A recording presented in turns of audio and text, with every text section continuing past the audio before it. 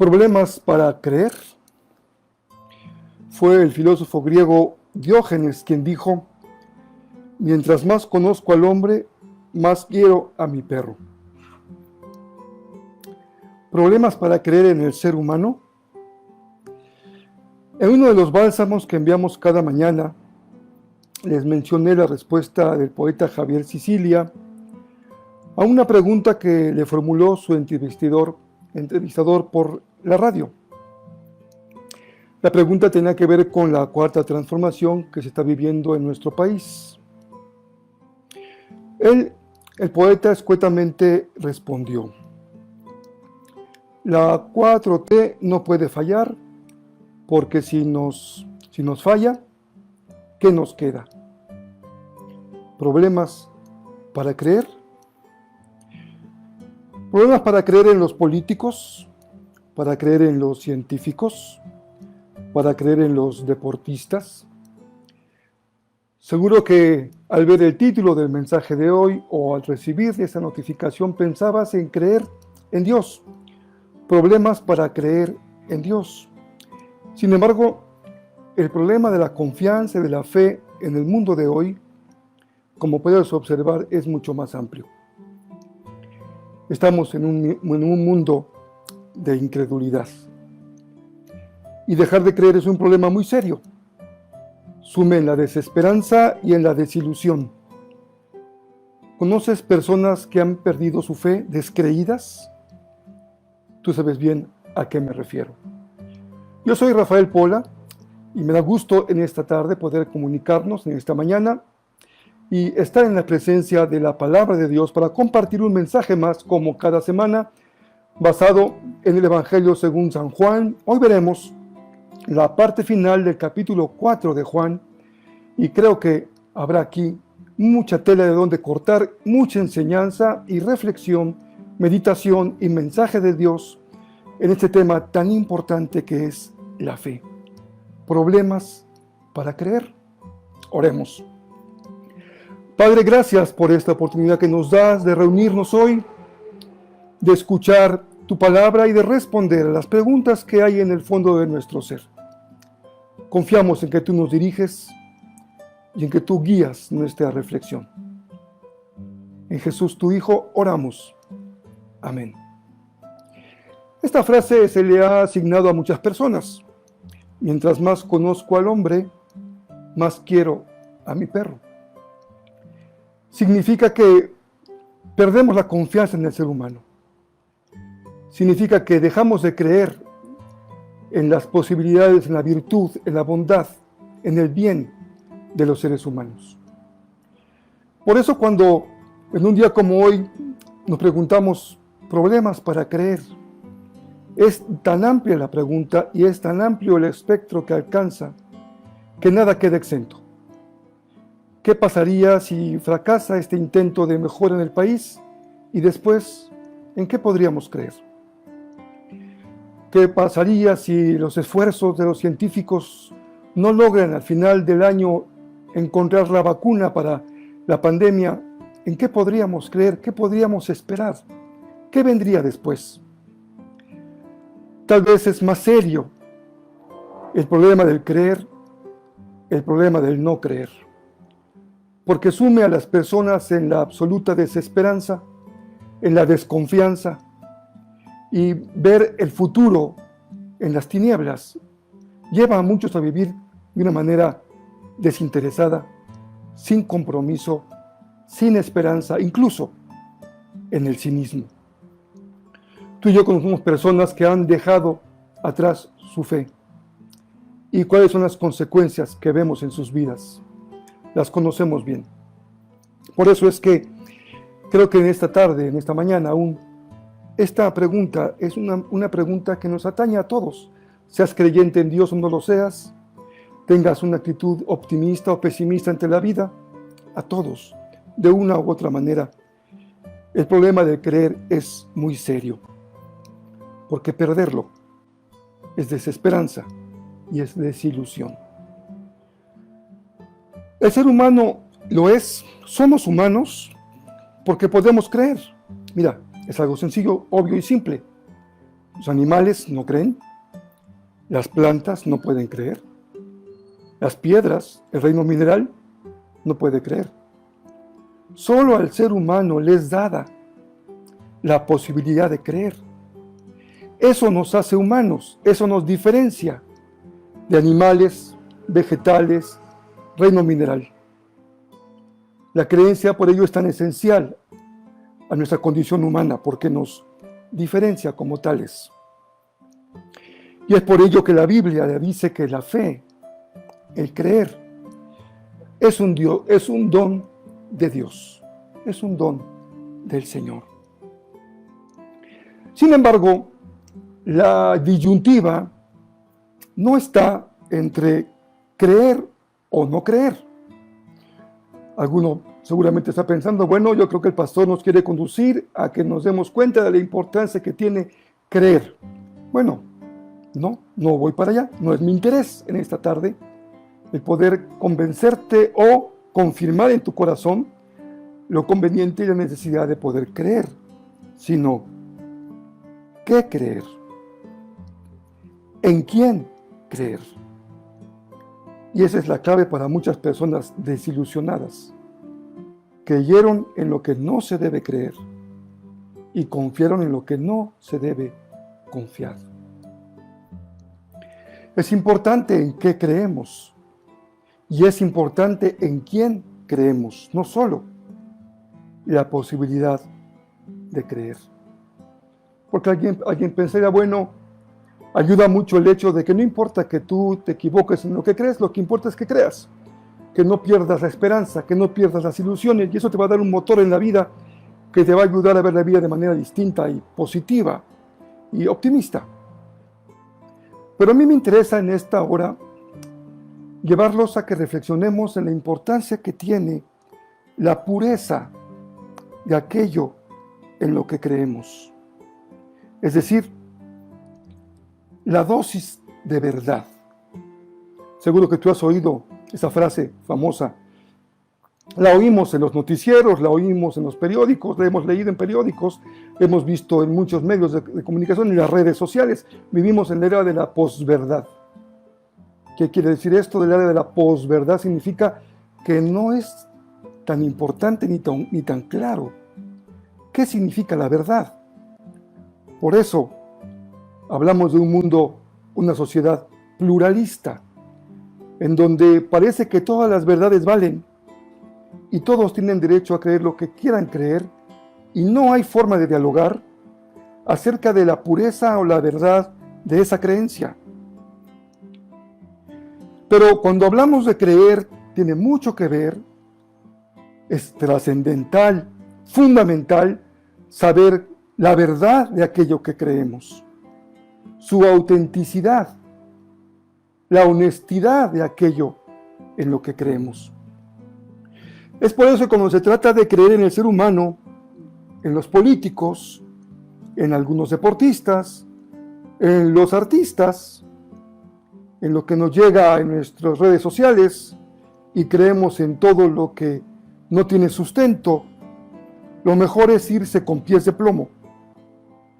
Lo mejor es tener precaución y ser prudente y no caer en el grave error de irse al extremo de la creencia, que es ser una persona fanática, que cree todo lo que viene a su vida con ojos cerrados. Y un día es una cosa, y otro día es otra cosa, y otro día es otra cosa, y es seguidor de una cosa, y luego lo encontramos siguiendo otra. Los has visto, los conoces, tal vez tú seas así. Has cambiado tantas veces de ropaje, de lo que crees, que ya no sabes bien a bien, en realidad, qué crees. Pero en el término de la creencia y de la fe hay que irse con pies de plomo. No caer en el fanatismo de quien cree a ojos cerrados y luego se lleva un gran chasco, la gran desilusión de su vida. Por ello es conveniente ver, observar, escuchar, investigar. Bueno, no, ya es demasiado. Queremos las cosas rápido y fácil. Todo en un instante y light, todo procesado, porque queremos llegar a una conclusión sin esforzarnos mucho. Bueno, esto no es posible. Y menos es posible, ni conveniente, ni sabio, cuando estamos hablando de las creencias que definen tu vida. No hablo de creer que mañana va a mejorar el día porque va a salir el sol, eso puede ser intrascendente, sino de creencias que realmente hacen la diferencia en tu vida, lo que te definen como lo que tú eres, lo que te da una identidad, lo que te hace decir yo soy esto o yo soy aquello, porque me he dado el tiempo para poder observar, para ver, para escuchar y para investigar. ¿Recuerdas aquella iglesia que recibió la visita de Pablo el apóstol y que, con la elocuencia con la que Pablo hablaba y la manera como llegaba al corazón? La iglesia pequeña contestó, bueno Pablo, sí, bien, tú nos dices cosas preciosas, pero espérame, queremos ver qué dice la Escritura sobre lo que tú nos estás diciendo. Danos el tiempo de leer la palabra y de asimilar la palabra y de poder entender que tu mensaje es verdadero respecto a la palabra. Leímos en el capítulo 4 del Evangelio de Juan una hermosa historia que fue como el clímax del capítulo antes de llegar a este párrafo de hoy. Jesús con los samaritanos. Y observa cómo la mayor declaración de fe fue la de los samaritanos. Pero ellos hicieron algo que la mujer misma no hizo. Darse el tiempo de pasar con Jesús 2 días para escucharlo de su propia boca. Y es al final de esos 2 días de convivencia con Jesús que los samaritanos pueden decir, nosotros mismos hemos creído por lo que hemos oído y por lo que hemos visto. Lo que vieron nuestros ojos y oyeron nuestros oídos, de eso ahora damos testimonio. Él es el Salvador del mundo. Jesús deja Samaria, estamos ya entrando hacia el pasaje de esta mañana, y continúa su viaje hacia Galilea. Va a cambiar de un lugar a otro, pero ya sea en Samaria o en Judea o en Galilea, la pregunta sigue siendo exactamente la misma. ¿Quién es Jesús? ¿Por qué hemos de creer en Jesús? ¿Qué significa Jesús con la esperanza de los judíos, con la herencia de este pueblo, el pueblo hebreo? ¿Hemos de creer en Él o hemos de rechazarlo a Él? Mantengan en su mente y corazón esas preguntas. ¿Problemas para creer? Ahora sí hablemos de creer en Jesús. Y vamos a la Biblia. Tómate rápidamente un tiempecito para ir por tu Biblia, para tenerla a mano y poder abrirla en Juan capítulo 4, porque tenemos que hacer lo que estamos tratando de explicar. Vayan a la Biblia, lean ustedes mismos la palabra de Dios, la Escritura, y selecciónense que lo que yo digo ahora tiene que ver con lo que dice la Escritura. Si no, no vale la pena escucharme, créeme lo que lo digo con todo convencimiento. Juan 4:43 dice, después de esos 2 días, Jesús salió de allí rumbo a Galilea, ¿recuerda? Deja Judea, pasa por Samaria y ahora se dirige a Galilea. Pues como él mismo había dicho, ningún profeta se le honra en su propia tierra. Se refiere al rechazo que había recibido en Jerusalén. Cuando llegó a Galilea, fue bien recibido por los galileos, pues estos habían visto personalmente todo lo que había hecho en Jerusalén durante la fiesta de la Pascua. Fíjate muy bien, observa lo que dice el Evangelio. Los galileos lo recibieron muy bien porque habían visto personalmente todo lo que había hecho en Jerusalén durante la fiesta de la Pascua, ya que ellos habían estado también allí. Verso 46, capítulo 4 dice, y volvió otra vez Jesús a Caná de Galilea, donde había convertido el agua en vino. Había allí un funcionario real cuyo hijo estaba enfermo en Capernaum. Cuando este hombre se enteró de que Jesús había llegado de Judea a Galilea, fue a su encuentro y le suplicó que bajara a sanar a su hijo, pues estaba a punto de morir. Verso 48. Es Jesús quien habla y dice, ¿ustedes nunca van a creer si no ven señales y prodigios? Le dijo Jesús. Señor, rogó el funcionario, baja antes de que se muera mi hijo. Vuelve a casa, le contestó Jesús, que tu hijo vive. El hombre creyó lo que Jesús le dijo y se fue. Cuando se dirigía a su casa, sus siervos salieron a su encuentro y le dieron la noticia de que su hijo estaba vivo.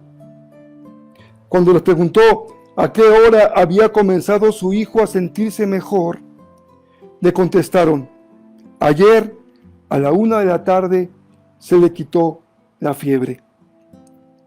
Entonces el padre se dio cuenta de que precisamente a esa hora Jesús le había dicho: tu hijo vive. Así que creyó él con toda su familia.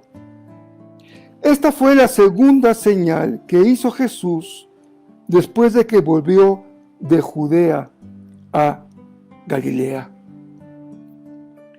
Mantengamos dos aspectos de lo que hemos leído hoy y lo que hemos leído en los capítulos anteriores del Evangelio.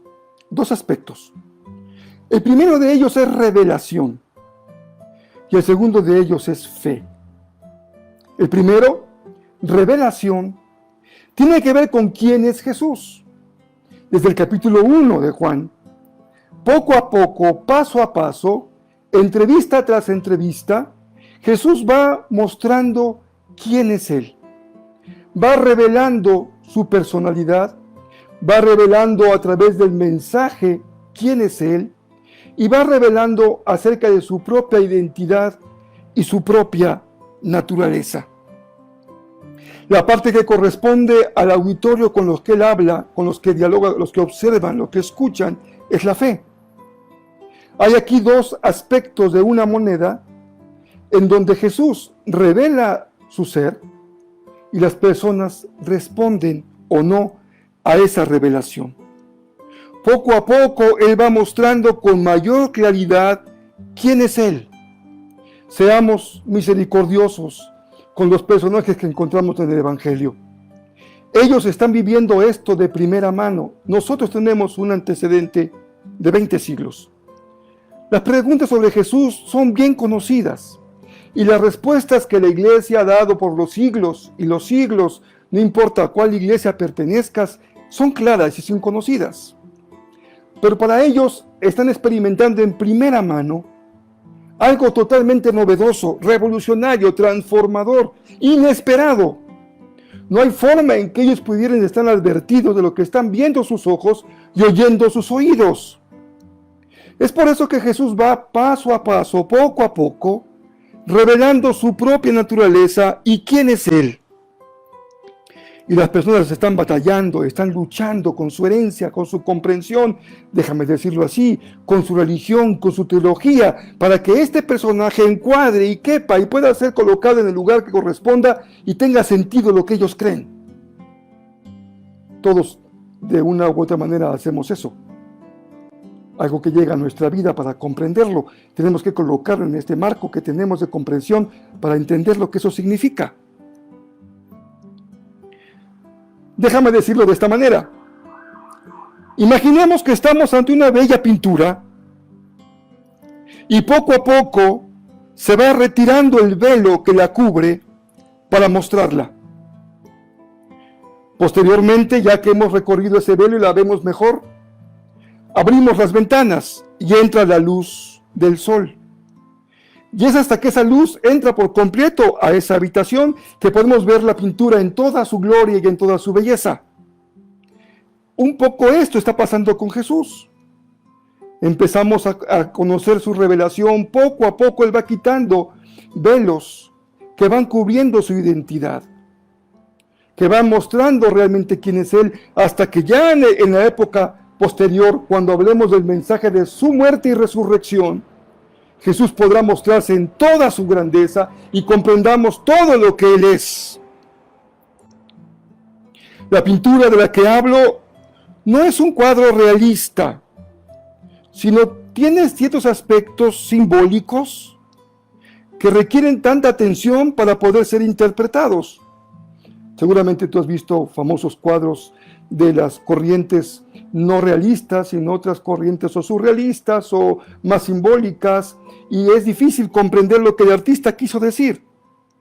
Y tenemos que tratar de entender el cuadro y entender sus símbolos y sus figuras para que poco a poco, con el esfuerzo de nuestro intelecto y nuestro corazón, vayamos comprendiendo ese cuadro.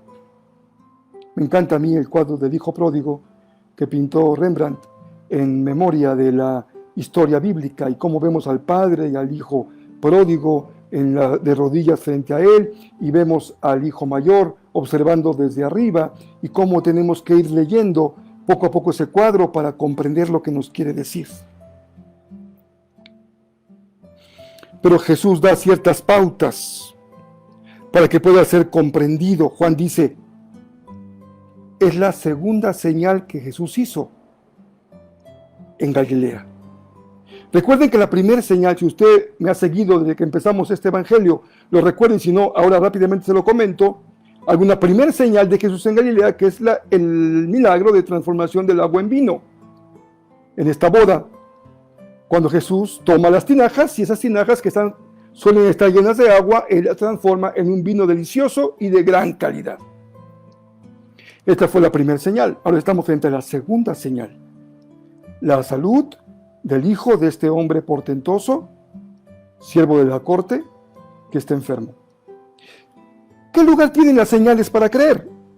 Bueno, dice Juan, aquí Jesús da una segunda señal. Y si usted observó lo que he leído hace un momento, en el capítulo, en los versos que estoy leyendo, encontramos en el verso 48 algo interesante que Jesús dice. Verso 48 de Juan 4 dice, ustedes nunca van a creer si no ven señales y prodigios. Los comentaristas eruditos de la Biblia dicen, bueno, ¿hay aquí una afirmación de Jesús o tiene el tono de un reclamo? ¿Le está reclamando al Padre que Él no va a creer hasta que vea la señal que hace Jesús milagrosa? ¿O el Padre, a pesar de no ver ese milagro, va a creer en Jesús? Jesús está diciendo, ustedes nunca van a creer si no van a ver señales y prodigios. Bien, yo lo explico de esta manera. Para poder comprender ese cuadro, Jesús nos da ciertos tips, nos ayuda. Estamos tratando de comprenderlo y nos guía para decir, miren, les doy dos elementos. Primero, este milagro, y luego la salud del hijo que está enfermo. Es un poco como hacemos con los acertijos. Cuando estamos jugando o adivinar acertijos, le decimos, mira, te voy a dar una señal para que puedas adivinar. Claro, con Jesús no es adivinanza, pero lo uso como ejemplo. Jesús nos da señales para que comprendamos su revelación. ¿Quién es Él? A Él le interesa. Él está comprometido, está enfocado en que entendamos quién es Él, en que conozcamos su naturaleza, sepamos quién es Jesús. Porque creer en Jesús sí es de veras algo trascendental, como veremos un poco más adelante, hacia el final del mensaje de esta ocasión. En el pasaje que leímos hoy encontramos una segunda señal. Él también se revela a través de esas señales de hechos portentosos. Pero veremos cómo todo el Evangelio de Juan responde a una gran preocupación de la iglesia. Jesús ya no está terrenalmente con ellos, Él ha resucitado, así que la iglesia no está en posibilidad de seguir viendo sus señales y sus hechos portentosos. Así es que Juan recupera algo que el Maestro mismo ha dicho, porque no solamente las señales revelan quién es, sino su palabra revela quién es Él. La palabra de Jesús, la palabra sobre Jesús, las profecías del Antiguo Testamento y el testimonio de la Iglesia cobrarán un lugar fundamental en la revelación de quién es Jesús y en la fe. Te adelanto algo brevemente. Pablo dice, porque ¿cómo podrán creer si no escuchan? ¿Y cómo podrán oír si no hay quien les comparte el Evangelio? Creer ahora, dice Pablo, no está basado en lo que vemos y observamos, en las señales, sino en lo que oímos, en el mensaje poderoso de la palabra de Dios. Y te voy a decir por qué. Porque Israel tuvo que luchar toda su historia en convertir las imágenes en ídolos, en convertir las señales en ídolos. Cuando perdemos de vista que la señal no es más que una forma en que transmite algo superior, me lleva mucho más allá. No se queda en la señal. Y la idolatría es cuando tú te quedas en la imagen, en el símbolo, en la señal. Y no permites que eso te conduzca a su razón de ser, es decir, te conduzca a creer en Jesús. Hay personas que tienen una gran creencia en una imagen, en un símbolo, en una señal, y convierten eso que es testimonio de algo mayor en el fin de su fe. Eso la Biblia le llama idolatría. Por eso el Éxodo dice, no te harás imagen ni ninguna semejanza de lo que esté arriba en el cielo o abajo en la tierra. Ni te inclinarás ante ello, ni lo honrarás. Y es por eso que Jesús nos dice en el Padre Nuestro, en el Padre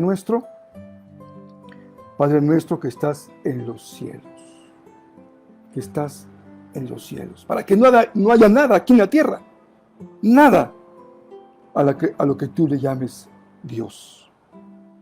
Incluso podías usar el nombre correcto y llamarle Jehová, Yahvé, el Señor.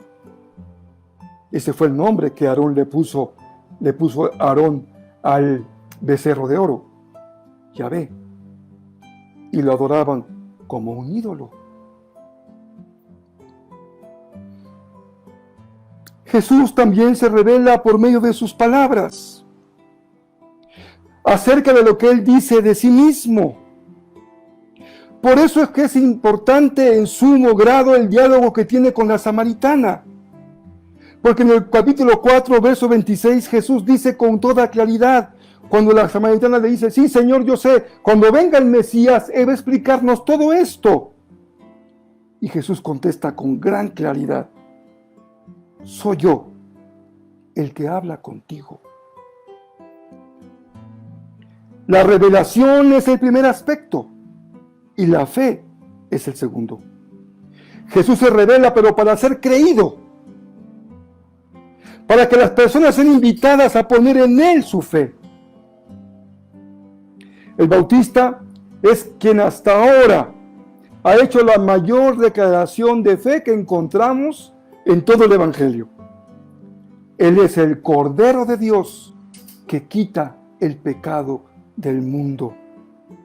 Posteriormente, Natanael, el que será llamado como discípulo, va a decir, tú eres el Hijo de Dios, tú eres el Rey de Israel.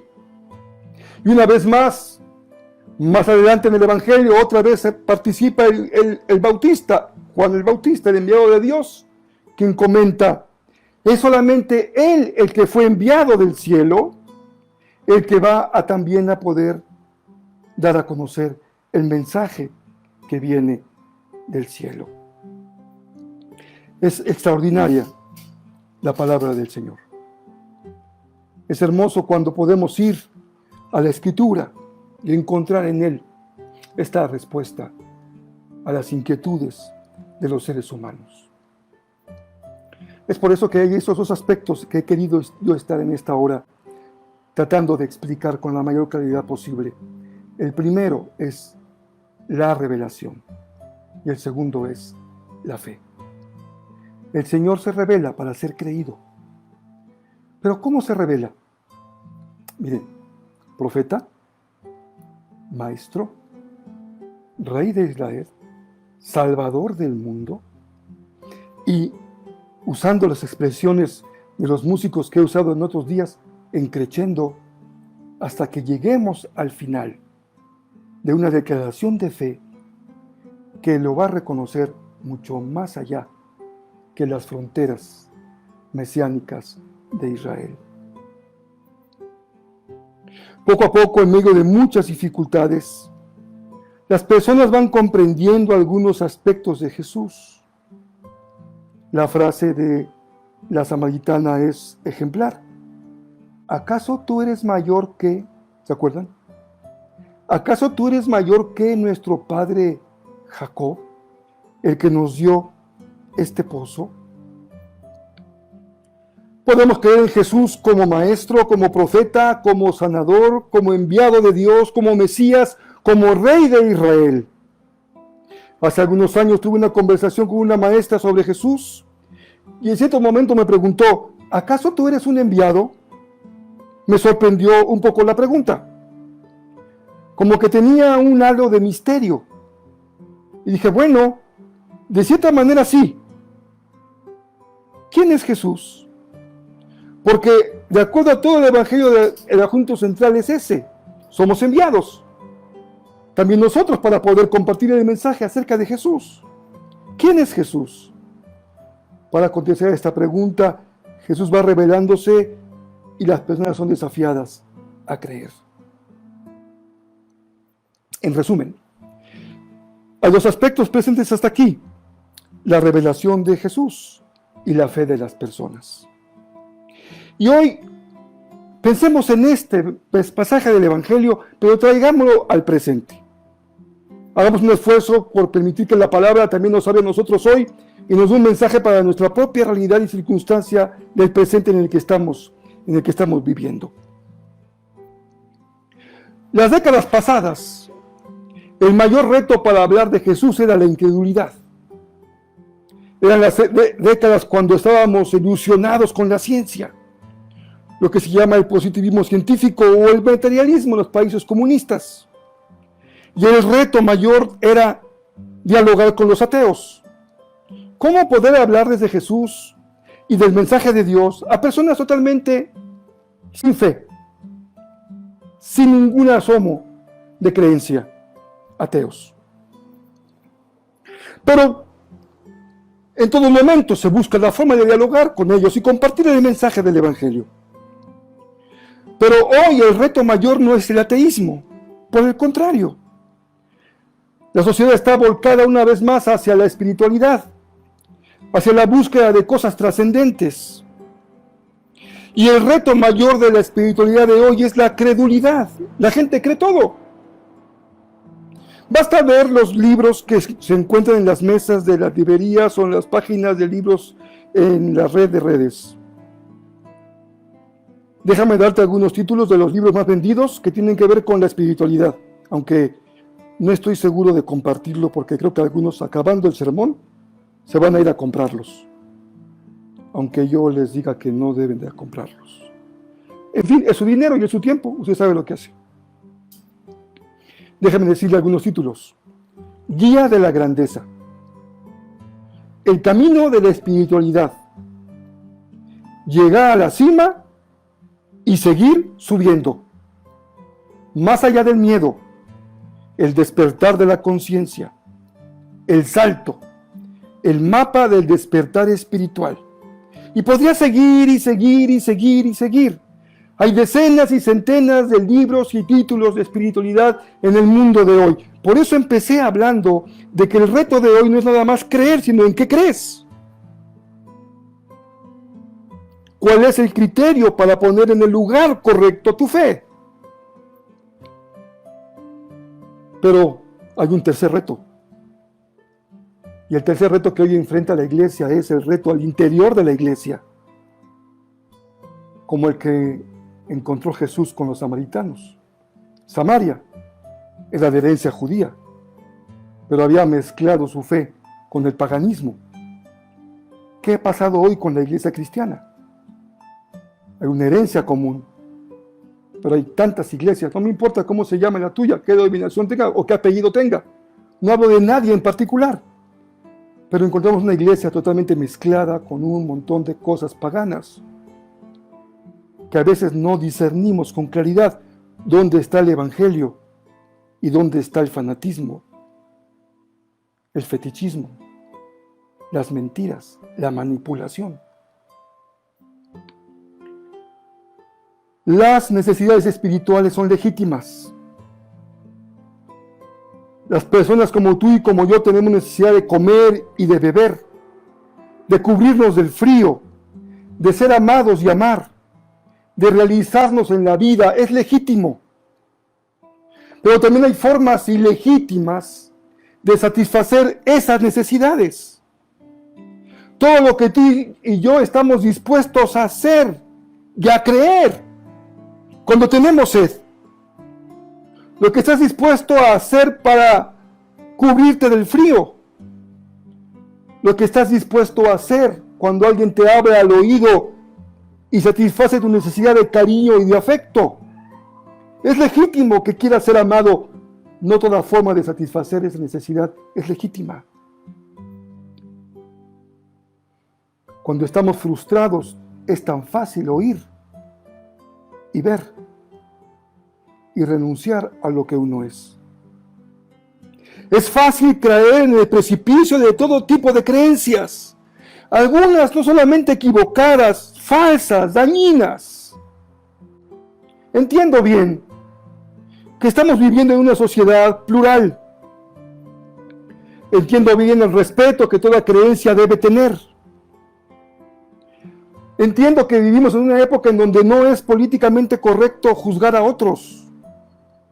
Pero no se trata solamente del respeto a las creencias de los demás, sino de la verdad de las creencias.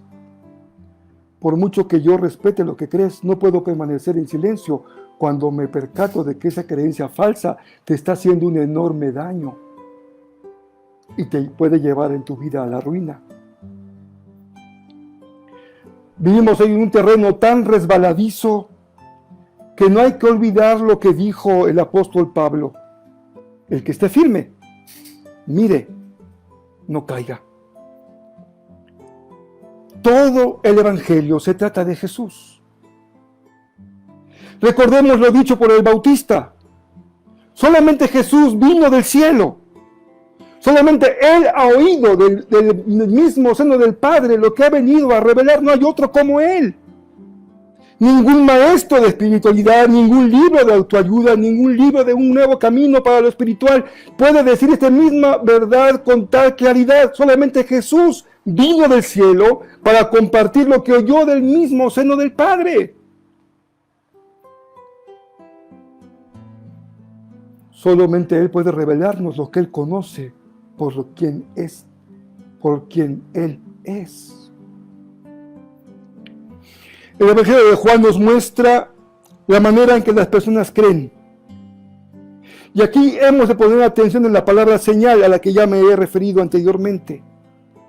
Se trata de una segunda señal, dice Juan, que hizo Jesús en Galilea. La primera fue transformar el agua en vino, la segunda es traer a la vida al hijo del funcionario real.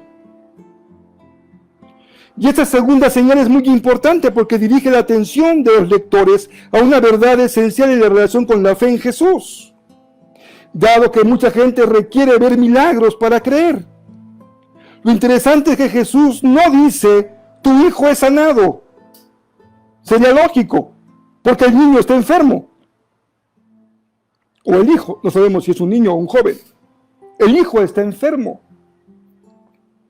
Sino que Jesús le dice al Padre, tu hijo vive. Tu hijo vive. La vida del hijo, del funcionario, es resultado de la palabra de Jesús. La palabra de Jesús es la que tiene poder para dar vida.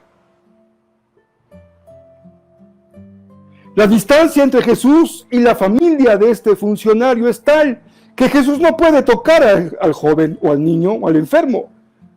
Ni siquiera puede dirigir la palabra a una distancia en que puede ser visto. No puede, como la mujer enferma de flujo de sangre, ser tocado por la mujer y en su fe ser sanada. Aquí hay una distancia tal que lo único que hace posible que ese joven venga a la vida, mantenga, preserve su vida, es la palabra de Jesús. Porque la palabra del Señor tiene poder para dar vida al que está a punto de morir. Esta va a ser la enseñanza que Juan va a reiterar en todo el Evangelio. Creer en Jesús es creer en la palabra, no quedarse como el conejo en medio de la carretera deslumbrado por la señal, impávido, por la imagen, por el ídolo, por lo sobrenatural, por lo mágico, sino ir a la palabra de Jesús. Terminemos hoy. Decíamos que hay un gran reto en la credulidad, no en la incredulidad, en la credulidad. El reto es poner nuestra fe en el lugar correcto. Porque el pasaje de hoy nos dice que la consecuencia de poner la fe en el lugar correcto, en Jesús, en su palabra, tiene como resultado la vida. Tu hijo vive. Lo importante es un paso más allá de la salud de su cuerpo, sino la vida. Hoy hay muchas creencias nocivas, dañan. Cuando te das cuenta, ya te manipularon, ya te sacaron el dinero, ya te hicieron caer en fantasías inverosímiles. Los animales no pueden creer, ni las plantas, ni las piedras, ni los astros. Creer es propio del ser humano. Solo el ser humano puede creer y solo el ser humano puede creer equivocadamente. De tal manera que perder la fe, perder la capacidad de creer es mutilarnos, es limitar nuestra humanidad, es deshumanizarnos, es orillarnos a caer en el cinismo, en el egocentrismo más absurdo. Pero la clave es en quién creer. Fija tus ojos en Cristo. Solamente Cristo revela la verdad de Dios. Todo se trata de Jesús. Todo lo demás es parafernalia, acompañamiento, embellecimiento. Lo importante es Jesús. Ese es el Evangelio del Hijo de Dios. Es el mensaje de Jesús el que hemos de escuchar. Recuerda la frase con la que iniciamos hoy del poeta Javier Sicilia.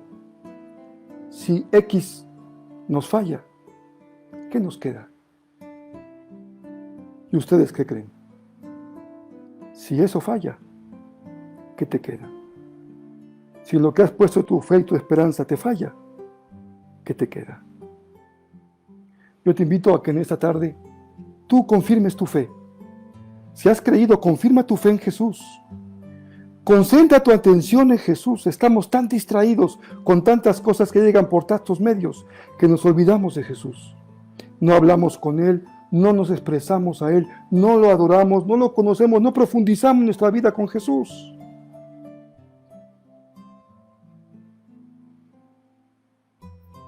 Fija tus ojos en Cristo.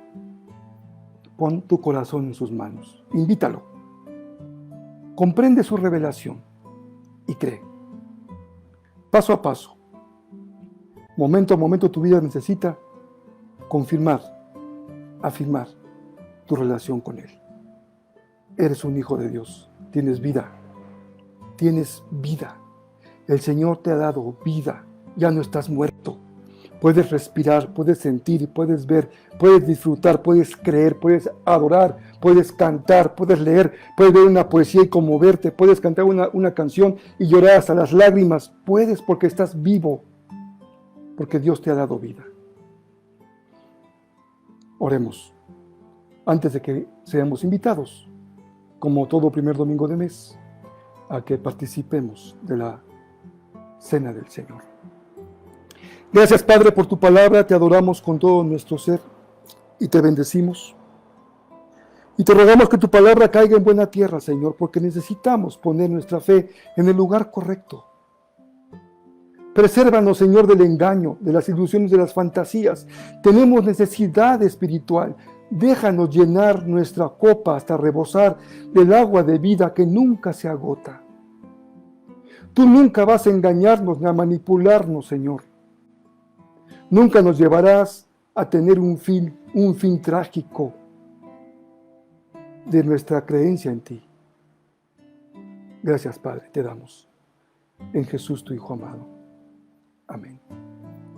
La iglesia tiene dos grandes encomiendas: bautizar a los que han creído y celebrar la cena del Señor.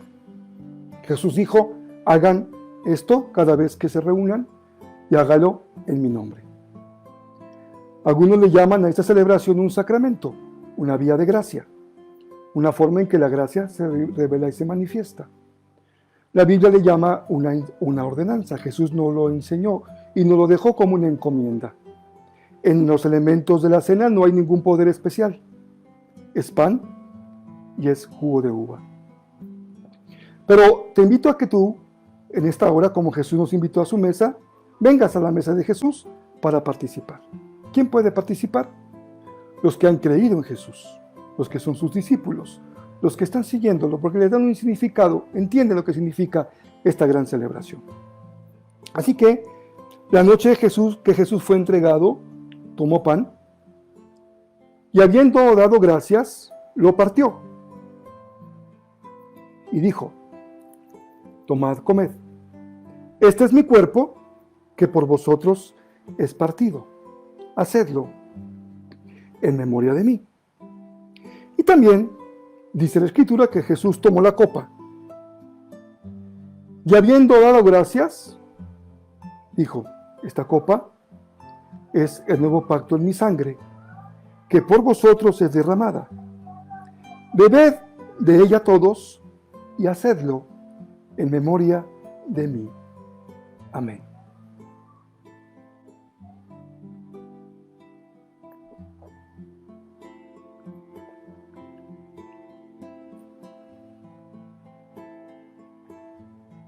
Oremos.